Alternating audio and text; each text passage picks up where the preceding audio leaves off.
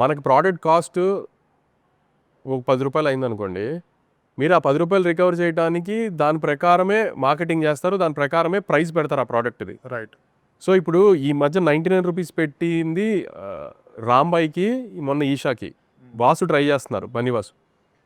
Day one బాగుంటాను sir 99 rupees, I'm not denying it, కాదనట్లేదు డెఫినెట్గా. ప్లస్ ఆ బడ్జెట్స్కి నాన్ థియేటర్కల్ అయిన తర్వాత థియేటర్కల్ వాల్యూ ఎంత ఉంటుందో దానికి ఆ 99 రూపీస్ డే వన్ మీద వచ్చే ఓపెనింగ్తో మంచి ఓపెనింగ్ పడుతుంది. సో మ్యాక్సిమం సేఫ్ జోన్కి వస్తున్నారు సార్. అట్లానే ఇప్పుడు మనము 50 కోట్లు, 100 కోట్లు, 500 కోట్లు ఖర్చు చేస్తున్నప్పుడు దాని ప్రకారం దానికి 99 పెడితే ఒక సంవత్సరం ఆడితే తప్పితే రికవర్ అవ్వదు సార్.